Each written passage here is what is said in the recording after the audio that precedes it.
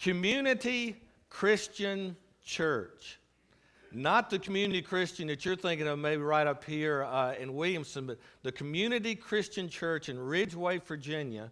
It was a little church plant that was started just right across the street from the neighborhood that the first place that I lived. And we started going to this little church plant. It had some good people. It never got off the ground. So after several years, it just didn't make it. It folded, and we started going to another church. But I shouldn't say my favorite memory, but one of the memories I have of the Community Christian Church was at the end when we were going to dissolve and people were going to start going to other churches. They had a piano that had been given to them, and they got into a discussion whether to try to sell it or give it away. And I can't remember what they decided, but when they loaded it up in the back of the pickup truck and backed out on the highway, the guy dumped it out into the highway, and it splintered into about 1,000 pieces. So I thought that was kind of poetic justice. They were arguing over what they were going to do with the piano, and I think God decided what they were going to do with that piano. But we're in the midst of a study that we're calling the Jesus-Centered Church. If you were to ask every church in America, if you would go to them and ask, are you a Jesus-centered church? Every church would say, yes, we are Jesus-centered. So it's got to be, what I'm asking has got to be something deeper than just saying, are you Jesus-centered? It's got to be something. Is Jesus really at the center? Is it a gospel-centered church? And when you use that word, the gospel, it's usually what comes to our mind is something very individual, like these verses like this. John 3:16, for God so loved the world that he gave his only son, his one and only son, that whoever believes in him, that's individual, in him shall not perish but have eternal life. Or maybe you think of a scripture like Romans 10:13. Everyone who calls on the name of the Lord will be saved. I mean, that's very individual. And, in the gospel, that's how we respond to Jesus. One person at a time. I can't respond for you. You can't respond for me. The gospel literally means good news. And when you carry that a little further, I like this definition. And the good news is the saving work of Jesus Christ. So when you think of the gospel, think of the life, the person, the mission of Jesus. If that's the gospel, the life, person, and mission of Jesus Christ. And even though we respond individually to Jesus through the gospel isn't finished with us. The gospel, it brings people together to fulfill Jesus' ultimate plan on earth. The church, and you are a part of that plan. So, and you're a part of that church, so that makes you part of the plan. The gospel must be the center of what the church is, everything that the church does. And in this series, we're looking at how Jesus, or the gospel, remains the center, how we recognize it, how do we make sure it is staying the center of our church here. And so far we've talked about if you want to be gospel-centered, you've got to worship. You've got, not just corporately here, but you've got to have a worship and a rejoice in your heart that carries you through the week so that the Jesus means something to you through the week. And Eric talked about serving last week. That if you're gospel-centered, you can't help but serve. That's so much a part of Jesus. And there's a reason I told you about my childhood experience with the Community Christian Church. The church is actually a community. The church is actually a community. And what I like to do when I'm going to talk about something, I like to look up the definition. And if you look up the definition of community, and there's like 5 or 6 definitions and variations, but every one of them have a phrase that's the same. In common. In common. Community means we have something in common. And how deep and strong and how long it lasts will determine, what you have in common determines how long it lasts. We live in a connected world. We can instantly connect with people all over the world. I could pull my phone out right now, send a text to somebody that's thousands of miles away, and they'd get it in just a few seconds. we can stay connected. We stay connected with missionaries halfway around the world, can send an email, they can send an email back to us, and we know exactly what's going on all around the world. We are more connected than we've ever been. But quick connections does not mean that we have community. Starbucks was started partially with the reason, the philosophy of you can come get your coffee, but you don't have to get it to go. You can stay. You can stay and be with other people and drink your coffee. And it's a great idea, but if you go into a Starbucks and sit down to drink your coffee, I would guesstimate 75% to 90% of the people sitting in there are not talking to anyone else. They're looking at a computer, they're reading a book, they're looking at their phone. So there's people all together, but all alone. And that's not community. But the gospel forms community. The gospel forms a deep community. The Apostle Paul, when he became a follower of Jesus, and Jesus called him out to do great things, we know one of the greatest things he did was he traveled and on missionary journeys and planted churches wherever he went. And one city that he went to was the city of Philippi. And he began to preach the gospel there and began to teach. And this is one of my favorite stories out of the entire story of Paul, is that when he went into this area, to this town, it says he began to teach. And the very first convert, the very first person who became a follower was a woman named Lydia. And it turns out if you read in Acts chapter 17 or 16, that's where you find all this. Lydia was a very wealthy, or probably a very wealthy woman. She was a businesswoman. She had her own business. She had her own house. She came to Christ. She became a follower of Jesus Christ. Immediately, she invited Paul and Silas to stay at her house. Immediately, her gospel individual, personal acceptance became something that was more public, because she invited them to say, look, I've got a house. Y'all stay at my house. My house becomes your house. Community was beginning to take place immediately. The next convert, the person who became a follower of Jesus, in Acts 16 it tells us that it was a young slave girl. She was a servant girl. She was possessed by a demon, and she had the ability to tell fortunes. And so what the owners of this young girl did, they would have her tell fortunes, and they made money off of her. Well, if you read, Paul cast out this demon, and she no longer has that ability, and she follows Christ. That we would rejoice at that, and a lot of people did, but the owners of this young girl did not rejoice. They were upset, and they had Paul and Silas arrested. They were beaten. They were thrown in jail, and during the night, get this, they were singing praises to God there in the prison. And it says that God, showing his favor on them, that he sent an earthquake and it shook the prison, and the doors come flying open, and the jailer, knowing that the doors were open, everybody's escaped, he gets ready to kill himself because of that day, a life for a life. If you lost a prisoner, we took your life. Paul cries out, he says, don't leave, we're all here.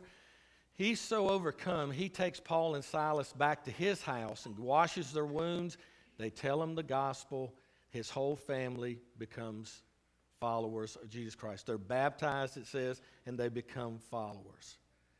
This is a snapshot, 3 snapshots of what kind of people were to make up this new church. There was the wealthy, there was the dirt poor, and there was the blue-collar worker. You could not find 3 different classes of people to put together to make up a community. What did these people have in common but the gospel? They would not have traveled in the same social circles. They wouldn't have eaten at the same restaurants. They wouldn't have shopped at the same stores. They had nothing in common except that they shared a common bond that would be proven stronger than any other bond in their entire lives. D.A. Carson, great preacher and writer, says this. I love this. He says, the church is made up of natural enemies. What binds us together is not common education, common race, common income levels, common politics, common nationality, common accents, common jobs, or anything else of that sort. He goes on and says this: Christians come together because they have been saved by Jesus Christ. They are a band of natural enemies who love one another for Jesus' sake. That's community. That's what the gospel. You and I have been in many communities, if you'll think about it. We have been in many different communities. Maybe something through work, school, ball teams, recreation leagues. That's a community. But usually those communities don't last forever because things change. The foundation changes. Maybe age, maybe your children growing up and moving on, you growing up and moving on, maybe you getting married and having children of your own. Those communities change. But the church never changes because we're built on the gospel that never changes. Nothing is strong as the gospel that will hold a group of people together. And here's the reason. Are you ready? We're a bunch of foul-ups that all ended up in the same place. We were foul-ups in this world who could not fix our own problems. And Jesus came to save people like you and I. And then he says, I want y'all to get together. So what brings us together is the very thing that will keep us together, is that we recognize that without Jesus, without the gospel, without the life, person, and work of Jesus Christ, we would still be out there lost. And that brings us together. And when that remains the center of what a church is, then that church will remain and remain strong. And you see, nothing ever changes. No matter how long we stay here, no matter how many Sunday school classes we teach, how long you're the preacher, how long you're a Sunday school teacher or an elder or whatever, it never changes. We still were foul-ups, and God saved us. So when the new person comes in, welcome to the crowd. Because it's the same for them, it's the same for us. Nothing will ever change. In the early months of World War I, became very apparent that it was going to be a long, drawn-out war.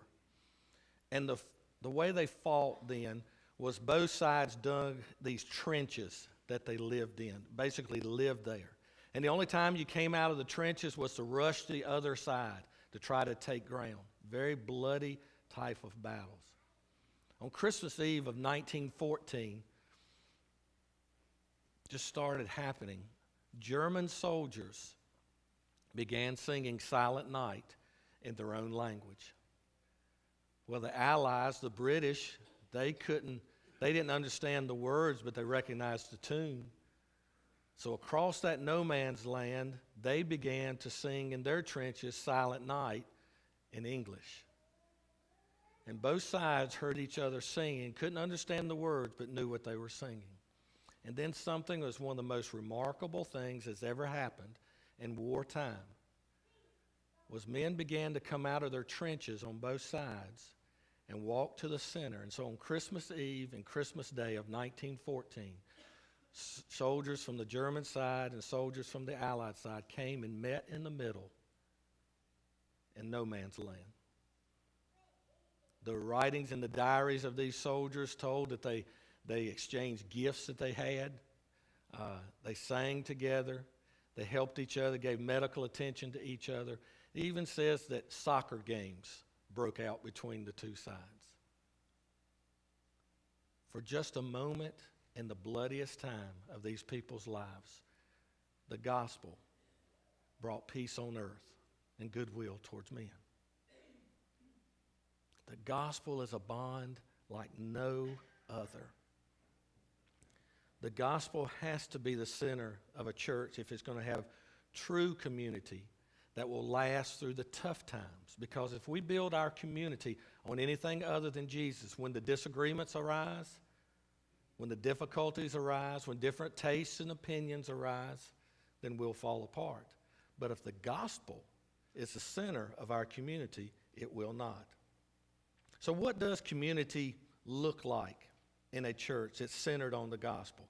Romans chapter 12 gives us a great, great snapshot again of what that is. Now, matter of fact, this is part of what we're studying at BLT, our Bible and Lunch in Town. Our second one meets Tuesday at 12 o'clock. So this is actually the one we'll study in about 4 weeks. But listen to this in Romans 12, verses 9 through 13. Love must be sincere. Hate what is evil. Cling to what is good. Be devoted to one another in brotherly love. Honor one another above yourselves. Never be lacking in zeal, but keep your spiritual fervor, serving the Lord. Be joyful in hope, patient in affliction, faithful in prayer. Share with God's people who are in need. Practice hospitality. Now that's just a good picture. If you want to think about a church or individual that's living with the gospel at the center of their lives, that's what it's going to look like. But I want to take a look at just a few of these phrases. That first one there, love must be sincere. In other words, it must be genuine. It can't be fake. It's got to be real. We can't just act like we love each other. We've got to love each other.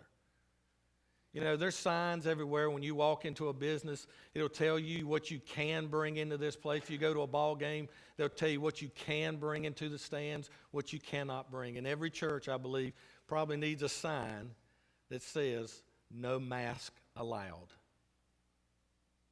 Because we don't need to come in here with masks on. We don't need to come in here pretending we're something that we're not. We need to come in here genuinely loving each other. Ecclesia is the Greek word for church, and that really means the called out ones. We are called out of the world. We're called out of sin and darkness. And we're called out together. That's who we are here. The gospel frees us to admit our struggles and failures. That we should be able to be honest enough with each other to confide in each other and say, I've got a problem. I messed up. I was wrong. And we should feel free to do that.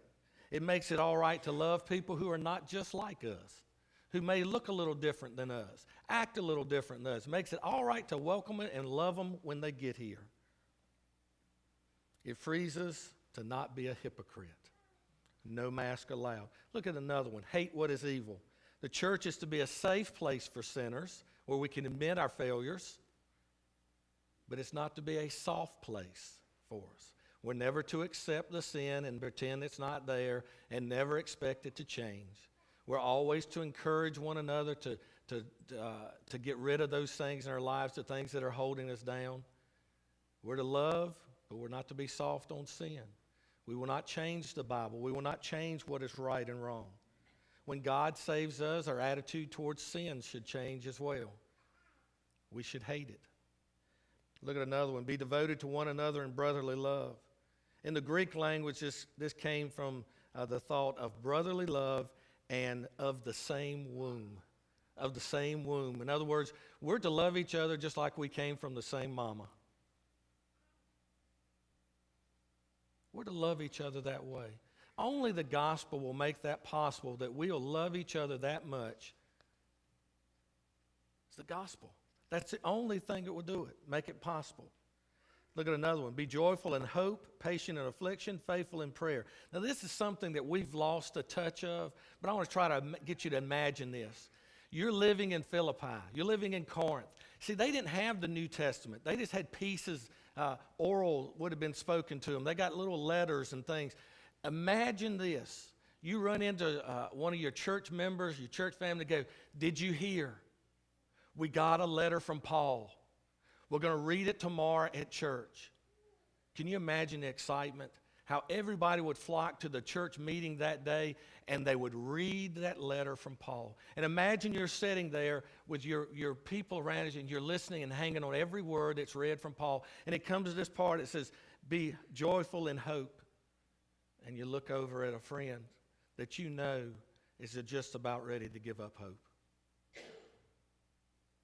And it says, be patient in affliction. You know that there's a person who is suffering because they lost their job because they're a follower of Jesus Christ. And they don't know how they're going to pay for family's food. And you look at them, and maybe you reach over and you take their hand. And say, hang on. Paul's telling us what to do. Can you imagine the unity, the community that's formed by that type of feeling, that type of fact? Man, that's the church. That's the church not just in Philippi and Corinth. That's to be the church at Macedonia, in Williamston, in Martin County. That we love each other that way. One more. Share with God's people who are in need. Practice hospitality. This was a cut and dried issue to the Christians of this day. If they had a hungry church member, a brother, a sister, they fed them out of their money, out of their storehouse. If somebody needed a coat, they got them a coat. If they needed a job, they tried to get them a job. If they had needed a place to stay, if they had been kicked out of their home, they got them a place to stay. You come stay with me. We've got room. It was a cut and dried issue because the gospel had changed these people. Now, in the beginning, God provided a perfect community in Adam and Eve. Can you imagine how perfect that was? A perfect community setting, and they messed it up. Didn't last long. Then he came along and he gave us Israel. And that was to be a perfect example, snapshot of what a community, a nation that followed the same God would be like. And they were successful in some ways, and some ways they weren't. But then he gave us the church. He gave us the church. And that is to be a reflection of what God intends for the end to be like. Now, we're not to the end. We're not to a perfect community yet, but we're close. Look at Revelation 21, verses 3 and 4. And I heard a loud voice from the throne saying, "Now the dwelling of God is with men, and he will live with them, and they will be his people, and God himself will be with them and be their God. He will wipe every tear from their eyes. There will be no more death or mourning or crying or pain, for the old order of things has passed away." That's a picture of what the end community will be. You know what a reflection is, don't you? And sometimes you'll see a reflection that's just breathtaking, that you can hardly tell where the reflection starts and the real thing ended. The church is to be a reflection of what heaven will be, what the end community will be. Now, we're not there. We'll never be a perfect representation because we're not heaven. But how we keep the gospel as the center of our fellowship, of our community, will determine what type of reflection we give off. We give to the world, we give to ourselves, we give to one another. The gospel will determine what the reflection will be. So that's just going to leave us with this same question every week. Is the gospel the center of our community? You know, that's a corporate question for all of us. Individually, is the gospel the center of your life as a follower of Jesus Christ? You know, for some of us, it hasn't been for a long time, and it needs to be. For some of us, we have not looked at the church in those terms ever. That the gospel, that the church, because of Jesus Christ, should be so important to us, and we don't treat it important. We don't treat it like it's the center of anything in our lives. And that needs to change. If the church is always going to be the center, a center of your life, because of the gospel, because of Jesus, then some of us got to change the way we look at church. So for you here today, what is it you need to change here? And us as a group, what do we need to change here? What do we need to look at and make sure that the gospel is the center?